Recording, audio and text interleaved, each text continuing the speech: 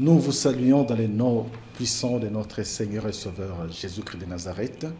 Nous sommes à l'heure de l'émission Point de doctrine. Je remercie vraiment du fond de mon cœur le patriarche Dr Sita Lumba, les propriétaires de cette émission, qui m'a donné l'autorisation de la présenter pour vous aujourd'hui en recevant le docteur Wilson Léon Maniema. Il est docteur, il est professeur. Avec lui, nous allons continuer à parler de la judaïsation de l'Église.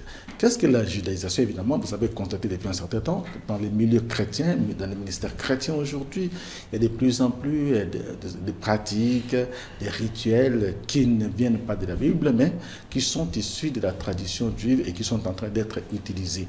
Notamment aujourd'hui, on parle de plus en plus du port des talit, qui aujourd'hui constitue un point de débat dans beaucoup de milieux chrétiens. Alors comme le docteur Wilson Léon Maniema est un professeur, il a écrit un livre sur les murs de lamentation et Vaudor. C'est dans ce livre-là qu'il est en train d'exploiter, d'étudier la manière dont le judaïsme est en train de s'infiltrer dans le christianisme. Bonjour, docteur Wilson Léon Maniema. Bonjour, bien-aimé.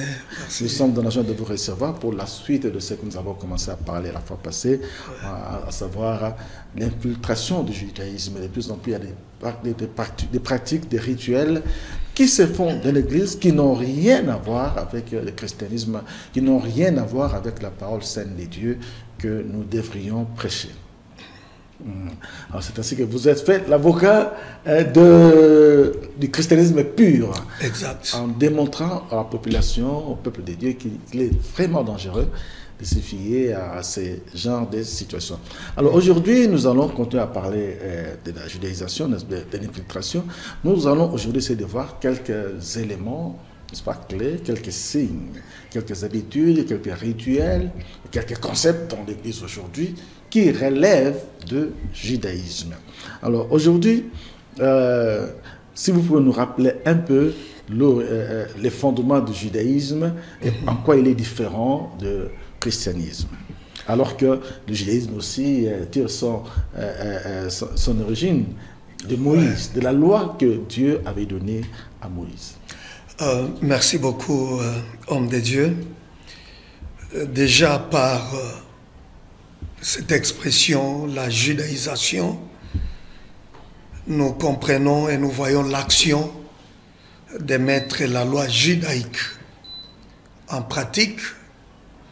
La judaïsation, nous entendons par là adopter les comportements des juifs ou soit même devenir juif. Parce que le judaïsme, c'est une religion qui est différente du christianisme et de toutes les autres religions. Et surtout, le judaïsme moderne qui n'a rien à voir avec les saluts tels que présentés ou défendus par notre Seigneur Jésus-Christ. La judaïsation aujourd'hui est même très dangereuse parce que c'est faire oublier aux gens l'œuvre de la croix. C'est pour extirper le Christ de la Bible et pour dérouter les gens de l'œuvre de la croix. C'est ça la judaïsation aujourd'hui. Et nous avons eu à dire aux enfants de Dieu que le judaïsme qui a existé avant Jésus, à l'époque de Jésus, c'était pour annoncer la venue du Messie. Ce judaïsme-là est très différent du judaïsme moderne qui émerge sur la destruction du second temple. Donc le faux judaïsme ou la continuité du pharisaïsme. C'est ce que nous sommes en train de vivre aujourd'hui. Ce n'est pas pour rien, vous voyez, Jésus lui-même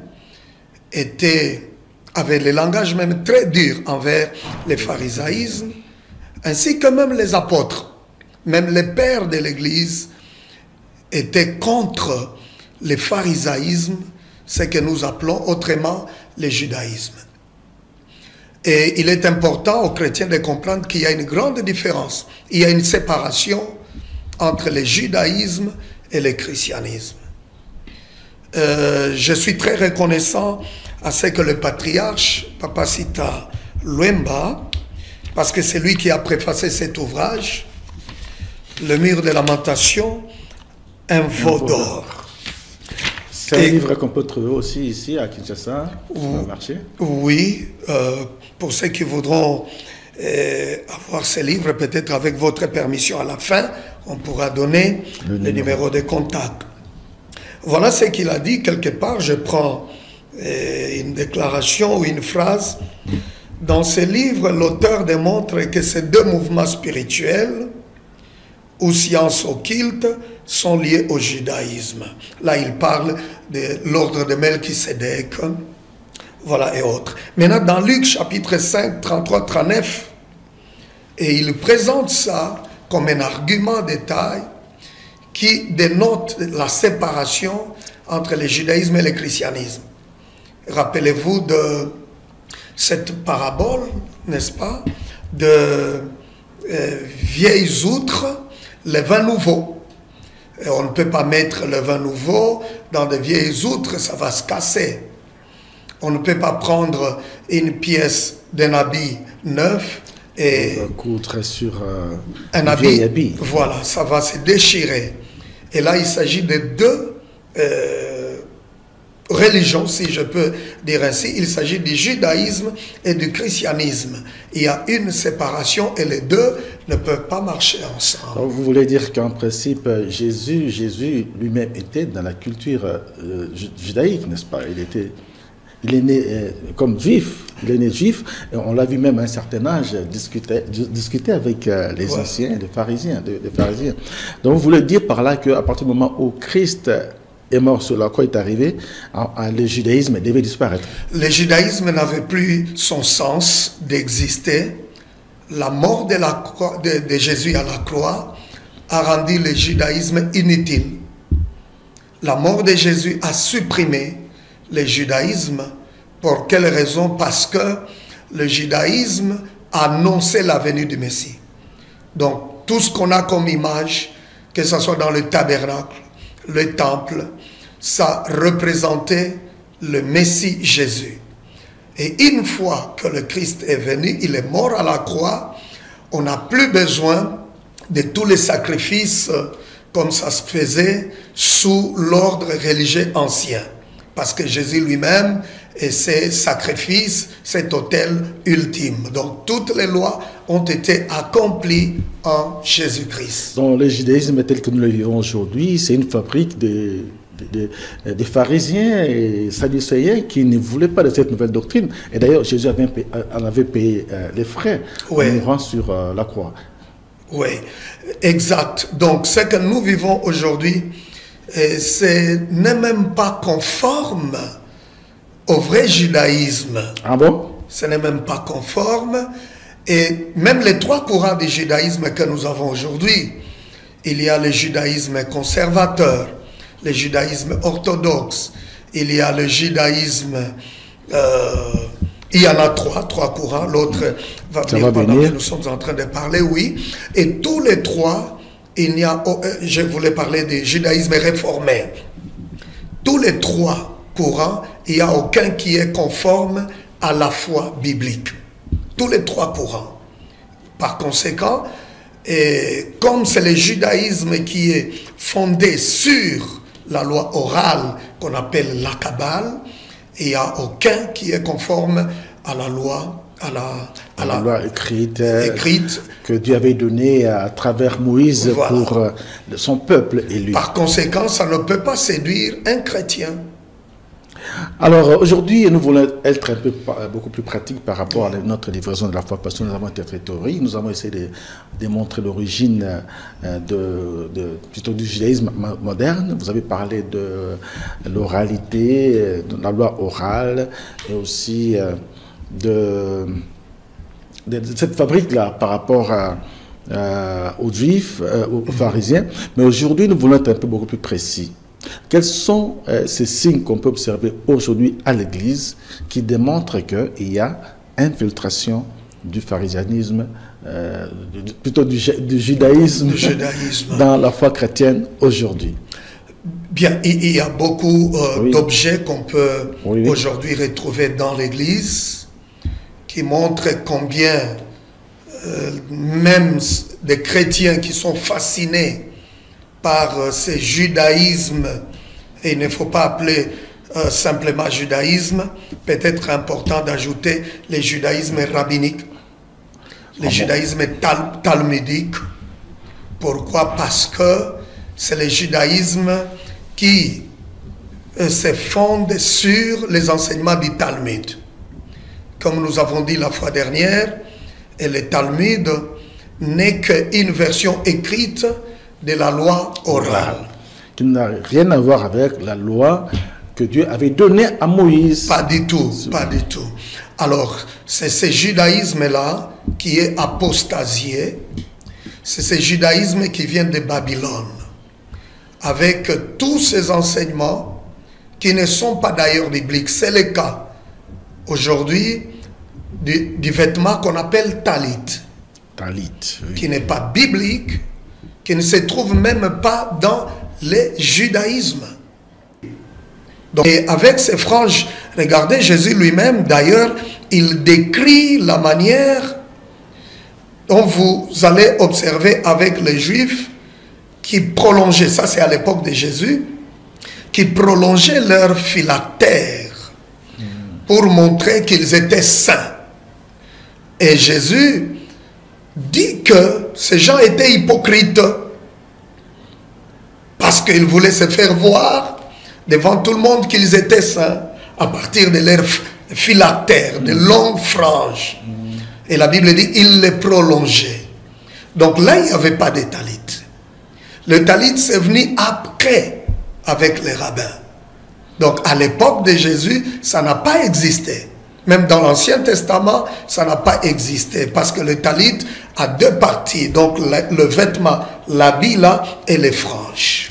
Donc, vous voulez nous faire comprendre que le talit est une invention tout à fait rabbinique. Rabbinique. Qui n'a rien à voir avec, avec Jésus, avec l'époque de Jésus.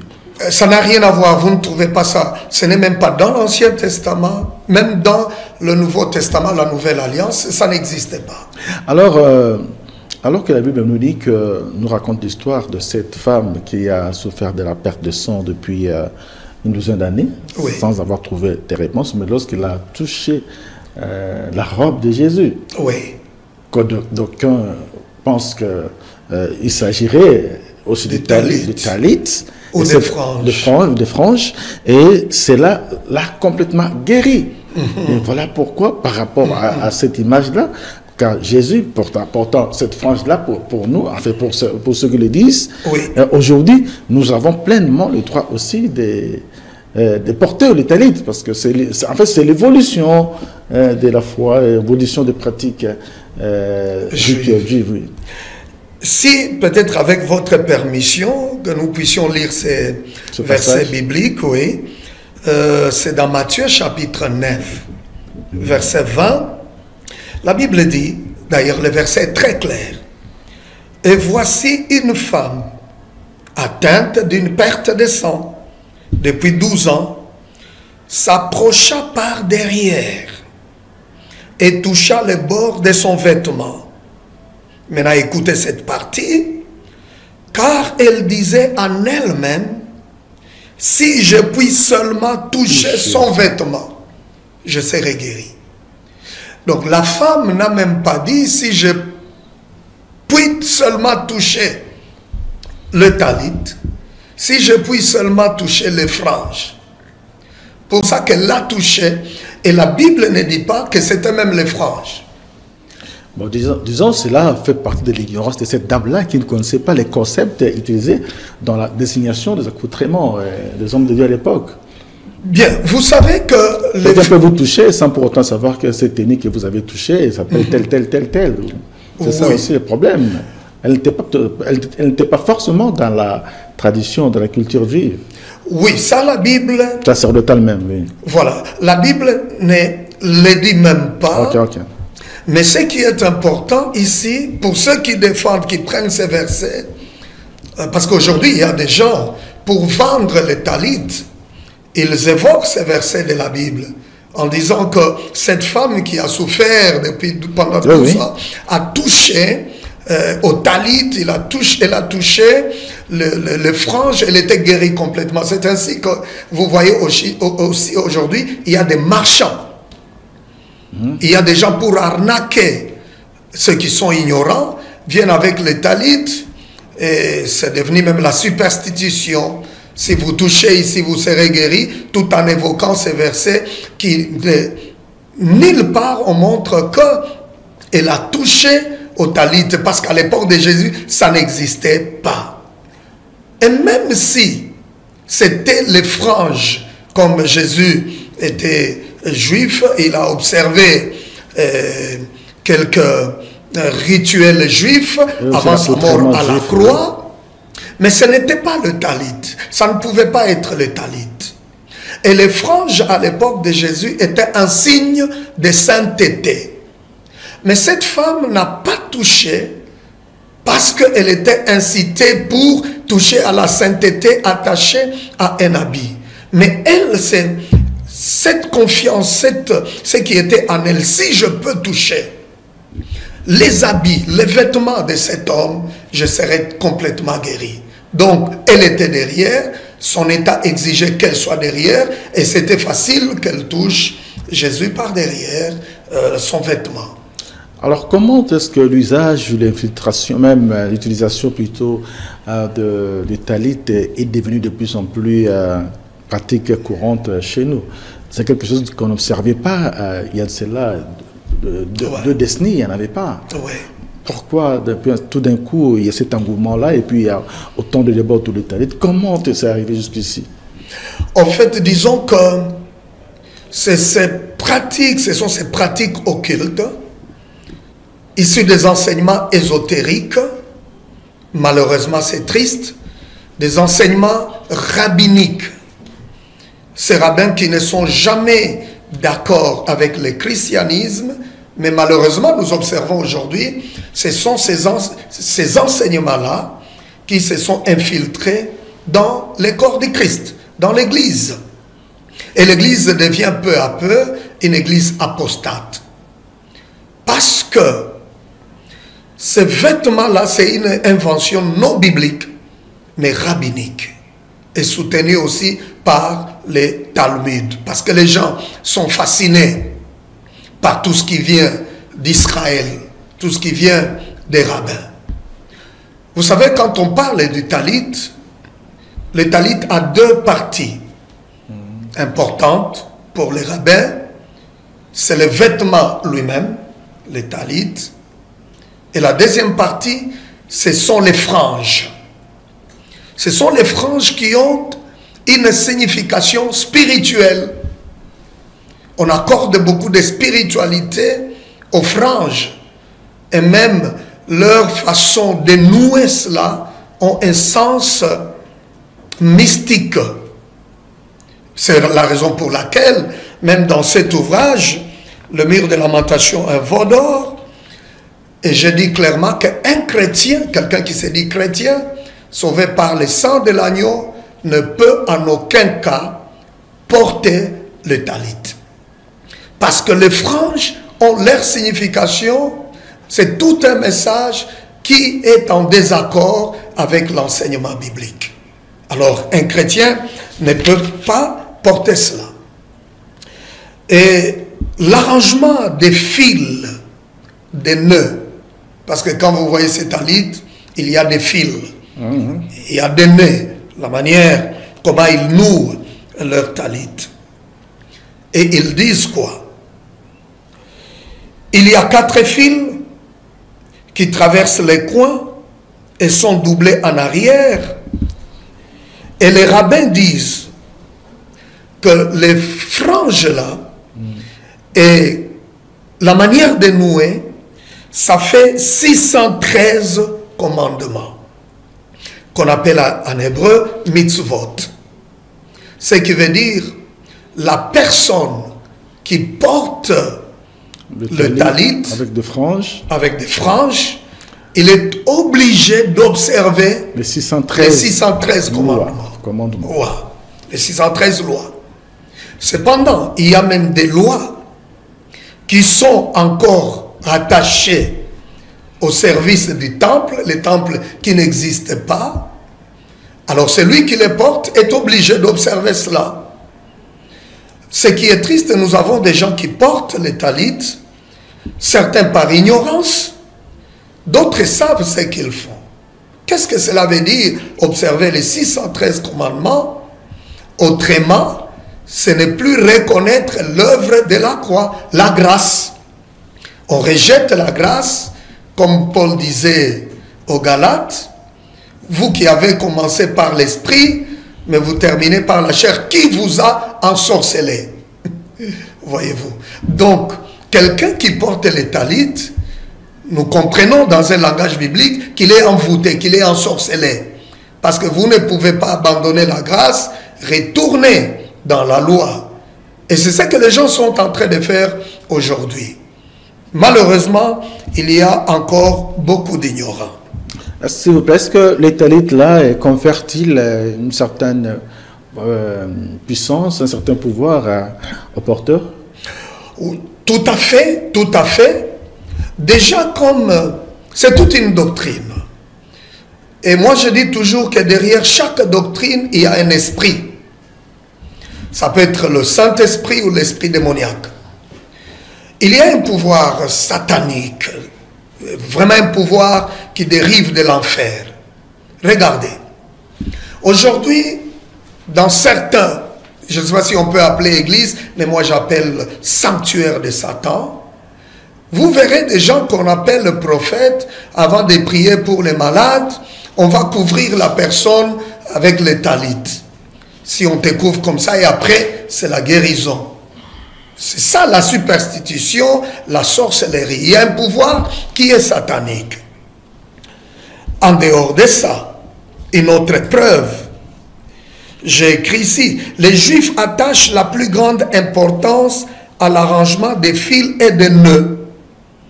Les 8 fils à chaque tzitzit, parce que tzitza, les tzitzit c'est les franges, c'est au pluriel. Et tzitza c'est une frange, comme vous voyez les fils qui tombent là-bas. Dans chaque frange, il y a 8 fils.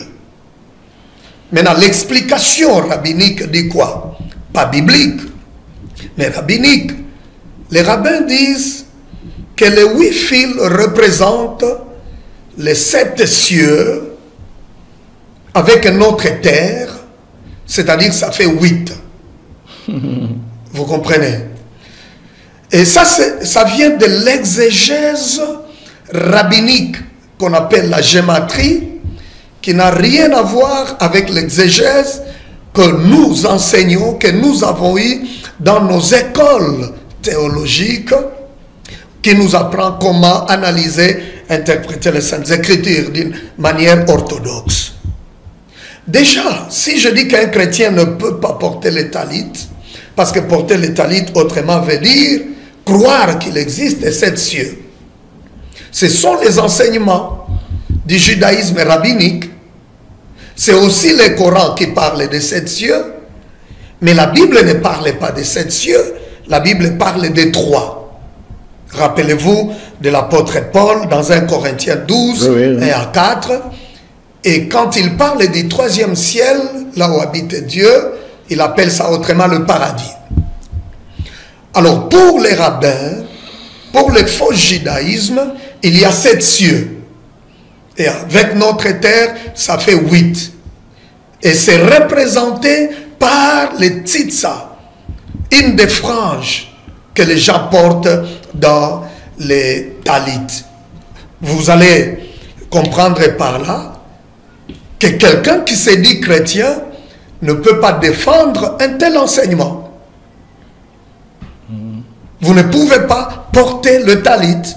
C'est l'occasion de rappeler à tous ceux qui nous suivent, il y a ceux qui le portaient par ignorance. Vous pouvez croire que vous êtes encore chrétien, mais vous êtes devenu un chrétien apostat. vous êtes dans l'apostasie, vous avez abandonné la grâce, le message de la grâce, vous êtes retourné dans la loi sans le savoir. Par des petits, je n'appellerai même pas petites choses, par des vêtements comme ceux que nous voyons ici. Alors là, il s'agit de 8 fils de chaque tzitza. Nous sommes toujours dans la signification satanique que donne les talit avec ses franges. Il y a aussi les 11 anneaux de la 3e partie, toujours du talit. Et ces 11 anneaux, ça c'est toujours la manière comment ils nouent leur talit, parce qu'il y a toujours des anneaux dans ces talits. Alors les 11 là, anneaux symbolisent les 5 parties. Ça c'est l'interprétation rabbinique. Voyez-vous, ça quitte l'Ancien Testament, Nombre chapitre 15, de cette violation de la personne qui ramassait les bois au jour du sabbat. Maintenant, les rabbins, avec leur spéculation, voilà ce qu'ils donnent au monde. Et tout ça, c'est pourquoi j'ai dit à l'introduction que la judaïsation, si même les apôtres, les pères de l'Église étaient contre ça, avaient un langage dur en commençant par le Seigneur, c'est parce que ça a écarté les gens de l'œuvre de la croix. Et ici, ces 11 anneaux symbolisent les 5 parties du Pentateuque, les 5 livres de Moïse, et les 6 traités de la Mishnah, qui est le premier recueil de la loi rabbinique. Ce qui veut dire quoi? La personne qui porte le talit, non seulement il va obéir à la Torah, mais il est aussi obligé d'obéir à la Mishnah, qui est le premier recueil de la loi rabbinique. La Mishnah, nous avons dit la fois dernière, c'est quoi? C'est cette loi orale, lorsqu'elle était confiée à l'écriture vers le début du 3e siècle, et le premier recueil, c'est la Mishnah.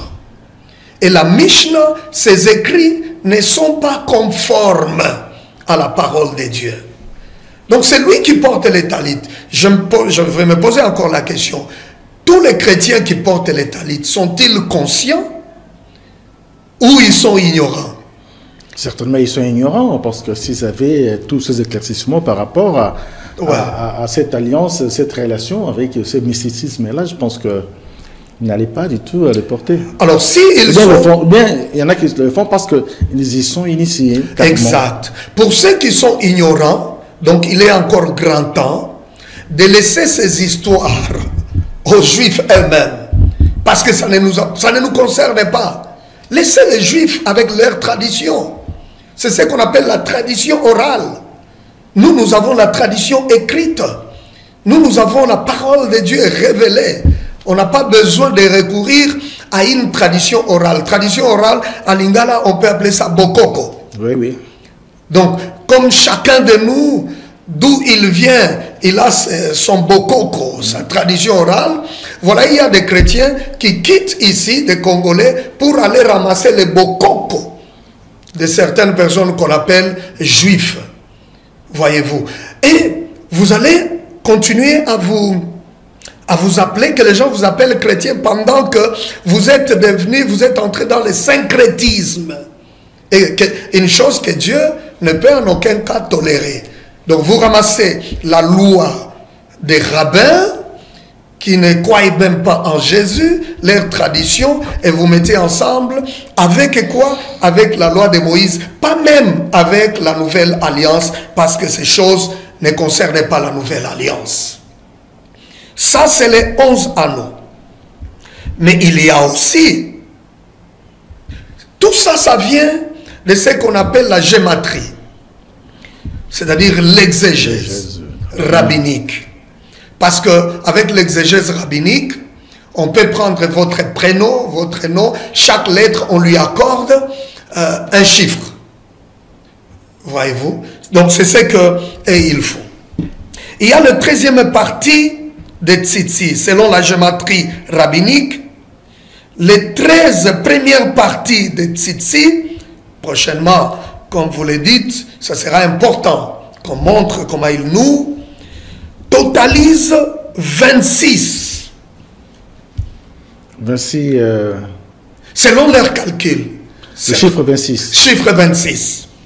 Totalise 26. Parce que le 26, pour les rabbins, cela est égal à la valeur numérique, à la valeur numérique de l'expression hébraïque. Je pense que ce n'est pas encore trop compliqué. Ça commence à paraître un peu compliqué, oui. Voilà. Vous savez pourquoi c'est compliqué?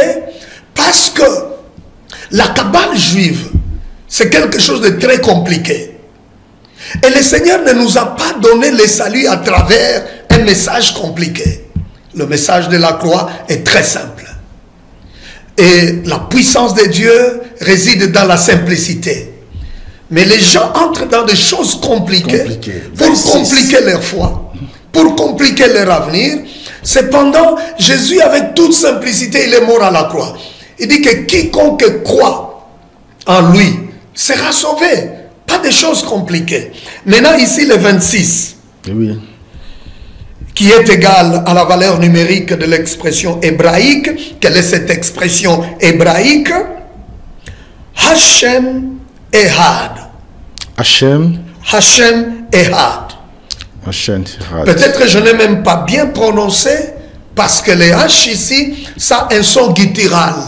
Ça sort de la gorge. Donc, un vrai, voulais-je dire, juif peut dire Hashem, parce que ça doit sortir de là. Hashem Ehad, qui veut dire Dieu est un.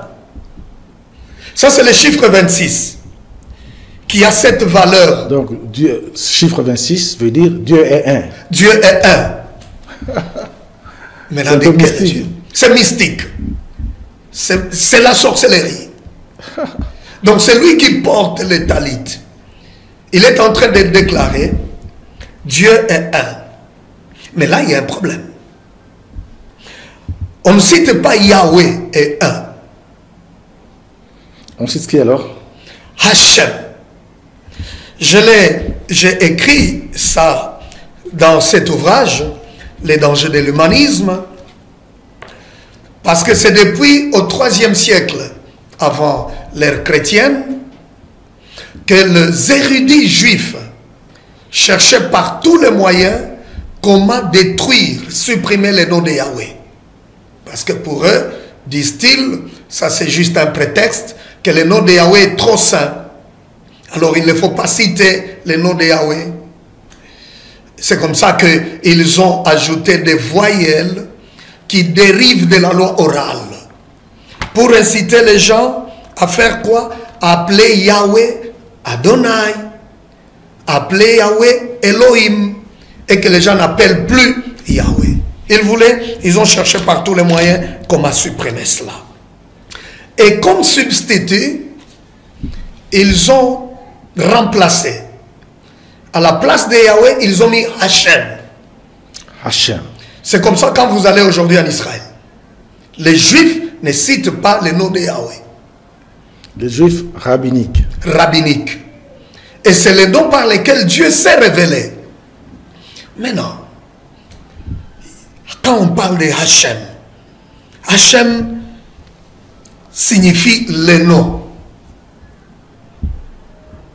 Le nom. Donc ça n'a aucun sens. Hashem Herad. Voilà. Dieu est un. Le nom est un. Pas Yahweh est un. Une autre raison de plus, qu'un chrétien ne peut pas porter le talit.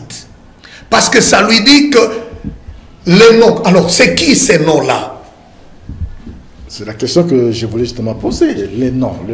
Les noms représentent qui?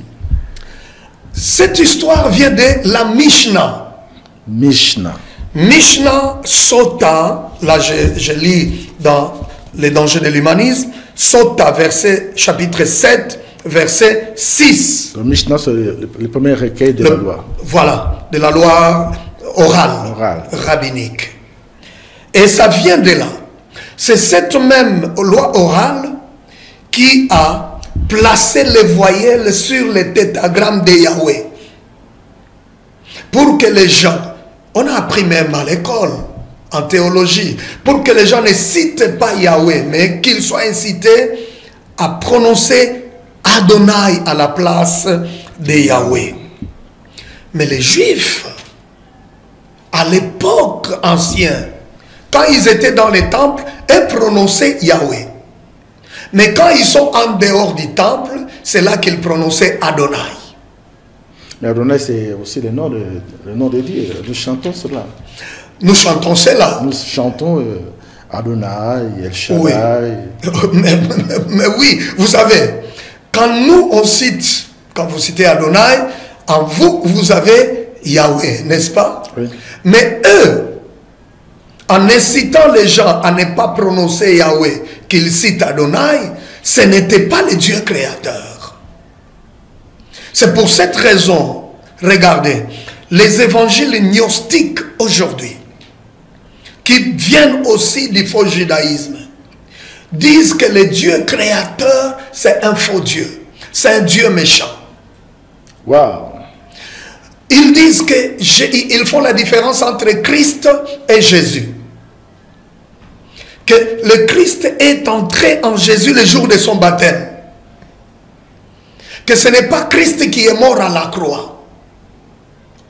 Pour eux, Christ, c'est une entité. Ce n'est pas une personne. Ce n'est pas une personne. Alors, parce que le Jésus du gnosticisme n'est pas le Jésus que vous et moi connaissons. Et ces gens se font aussi appeler chrétiens, mais chrétiens gnostiques. Et les doctrines sont en désaccord. Alors, à partir de là, maintenant, ils ont obligé les gens à citer le nom Hachem. Et jusqu'aujourd'hui, les Juifs ne prononcent pas Yahweh. Une raison de plus, bien-aimé. Comment quelqu'un qui se dit chrétien peut entrer en relation, en alliance avec des gens qui ne croient pas en Dieu, d'abord le vrai Dieu, qui envoie son fils Jésus mourir à la croix. Il cherche à supprimer son nom. Ça a toujours été le combat depuis des siècles et des siècles. Si Dieu n'était pas Dieu, ces gens allaient déjà effacer le nom de Dieu. Mais les grands problèmes, nous sommes éblouis par cette apparence grâce divine que nous voyons chez les Juifs. Cette grâce-là nous suscite, nous pousse à beaucoup de respect envers les Juifs, parce que nous disons que ce sont les descendants d'Abraham. Ils n'ont rien à voir avec la descendance d'Abraham, d'Isaac et de Jacob. Ça, c'est une religion. Raison pour laquelle aujourd'hui, vous avez des Juifs congolais, des Juifs indiens. Donc, être Juif n'est pas forcément être de la descendance d'Abraham, d'Isaac et de Jacob. Ce sont les ennemis de la croix ou du salut. Ok, nous sommes pratiquement vers la fin de cette émission Point de doctrine. Nous sommes en train de parler de la judaïsation de l'Église. Ça veut dire l'infiltration de certains rituels juifs et même de certains habits juifs que nous sommes en train de voir aujourd'hui. Nous sommes en train de le chuter pour cette deuxième émission. Docteur, dans quelques 2 minutes, qu'est-ce qu'il faudra retenir? En quoi devons-nous attirer l'attention des peuples de Dieu? Parce qu'aujourd'hui, les peuples de Dieu semblent être vraiment attirés par Israël, par les Juifs, parce que nous considérons que ce sont les frères de Jésus.